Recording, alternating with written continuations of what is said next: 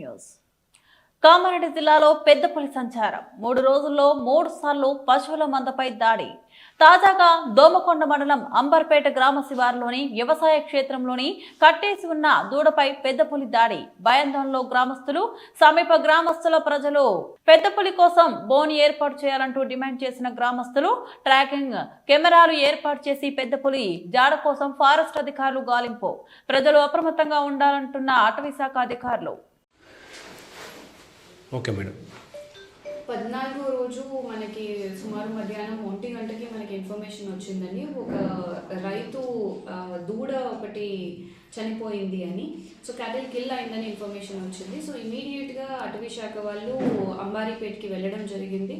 మొత్తం బృందం కూడా చుట్టుపక్కల ఉన్న ఇండైరెక్ట్ ఎవిడెన్సెస్, దేనివల్ల ఆ దూడ చనిపోయి ఉంటుంది అన్నది ఆనవాళ్ళు సేకరించడం స్టార్ట్ చేశాము. అండ్ ఇమీడియట్గా మనకి చుట్టుపక్కల పగ్ మార్క్స్ కనిపించాయి. సో ఆ పగ్ మార్క్స్ బిగ్ కార్నివర్స్, మనకి కామారెడ్డిలో లెపర్డ్స్ చాలా ఉన్నాయి, స్లాత్ బేర్స్ చాలా ఉన్నాయి. సో అది లెపర్డ్ అయి ఉంటుందా అని చెప్పి దాన్ని పగ్ మార్క్స్ తీసుకోవడం జరిగింది. మనకి కామారెడ్డిలో ఇదే సంవత్సరంలో జూలైలో ఒకసారి పెద్ద పులి సంచారం జరిగింది. మాచారెడ్డి రేంజ్లోనే రెడ్డిపేట స్కూల్ తాండా శివారులో జరిగింది. సో అదే పులి సంచరిస్తుందా అని దాని ఆనవాళ్ళు తీసుకోవడం జరిగింది. పగ్మార్క్ యొక్క సైజ్ తీసుకుంటే మనకి జూలైలో నోటీస్ చేసిన టైగర్ పగ్మార్క్స్, ఇప్పుడు టైగర్ పగ్మార్క్స్ రెండు డిఫరెంట్గా ఉన్నాయి. So this is a different tiger. And వీటి పగ్మార్క్స్ అవన్నీ సేకరించిన తర్వాత మనకి ఇంకొక న్యూస్ కూడా వచ్చింది, వేరే దగ్గర కూడా సేమ్ అంబారీపేట శివారులోనే 2వ క్యాటిల్ కిల్ కూడా జరిగింది అని.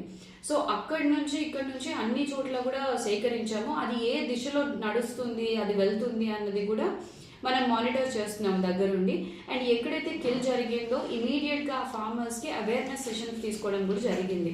ఇలాంటి అటవీ ప్రాణుల వల్ల ఏదైనా నష్టం వచ్చినా కూడా ఇమీడియట్గా అటవీ శాఖ కంపెన్సేట్ చేస్తుంది. సో ఈ 2 రోజుల్లోనే ఇవాళే వెటనరీ డాక్టర్ రిపోర్ట్ కూడా ఇమీడియట్గా తీసుకొని 2-3 రోజుల్లో వాళ్ళకి కంపెన్సేషన్ అందేలాగా వాళ్ళకి చెప్పాము. ఖచ్చితంగా వాళ్ళకి కంపెన్సేషన్ ఇవ్వడం జరుగుతుంది మార్కెట్ రేట్ ప్రకారం. అలాగే అది మళ్ళీ ఆ కిల్ దగ్గరికి వస్తుంది కాబట్టి దాన్ని ఎవరు ముట్టుకోకూడదు, ఆ ప్లేస్ నుంచి జరపకూడదు. సో అక్కడ కెమెరా ట్రాప్స్ పెట్టడం జరిగింది. మీ ద్వారా అందరికీ తెలియాల్సింది ఏంటి అంటే, చుట్టుపక్కల ఉన్న వాళ్ళందరూ అప్రమత్తంగా ఉండాలి. ఒకటి, మనిషి అనేది టైగర్ యొక్క ప్రే బేస్ కాదు. సో ఇమీడియట్గా వచ్చి మనిషిని చంపాలి అని అనుకోదు, అన్లెస్ అని అంటే మనం థ్రెట్ అవుతే తప్పించి. సో అందరం జాగ్రత్తగా ఉండడం అవసరం. ఇన్నేళ్ల తర్వాత అటవీ శాఖ వాళ్ళ అన్నీ కూడా ఏవైతే మనం వాటర్ సోర్సెస్ క్రియేట్ చేయడం, వాటి హ్యాబిటేట్ ఇంప్రూవ్మెంట్ చేయడం, ఇవన్నీ కూడా చాలా పాజిటివ్ రిజల్ట్స్ చూపిస్తున్నాయి. కాబట్టి మన దగ్గరికి టైగర్ మూవ్మెంట్ ఇవన్నీ కూడా ఉన్నాయి.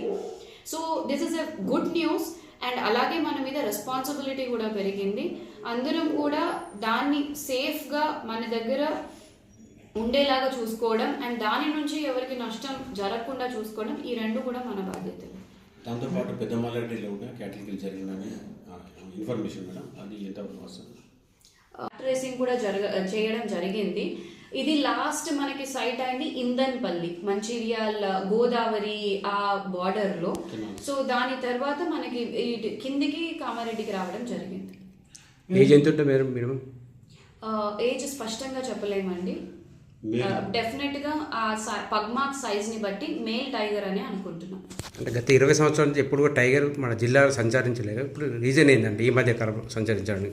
ఒకటండి, పాజిటివ్గా మంచి వాటర్ సోర్సెస్ గత 4 సంవత్సరాల నుంచి కూడా మనం అనేక వాటర్ సోర్సెస్ క్రియేట్ చేయడం జరిగింది. న్యాచురల్ సోర్సెస్, ఆర్టిఫిషియల్ పీటీస్ కానివ్వండి, చెక్ డ్యామ్స్ కానివ్వండి. ఒకటి, ఏ అడవి జంతువుకైనా 3 చాలా ఇంపార్టెంట్. ఒకటి ఫుడ్ ఉండాలి, ప్రే బేస్, వాటర్ ఉండాలి, అండ్ 3వది దానికి మంచి హ్యాబిటేట్ ఉండాలి. సో ఈ 3 కూడా మన దగ్గర మంచి ఇంప్రూవ్మెంట్స్ జరిగాయి అని అనుకోవచ్చు. ఇంతకుముందు టైగర్స్ లేకపోవడానికి, ఇప్పుడు అవి వచ్చి సెటిల్ అవ్వడానికి.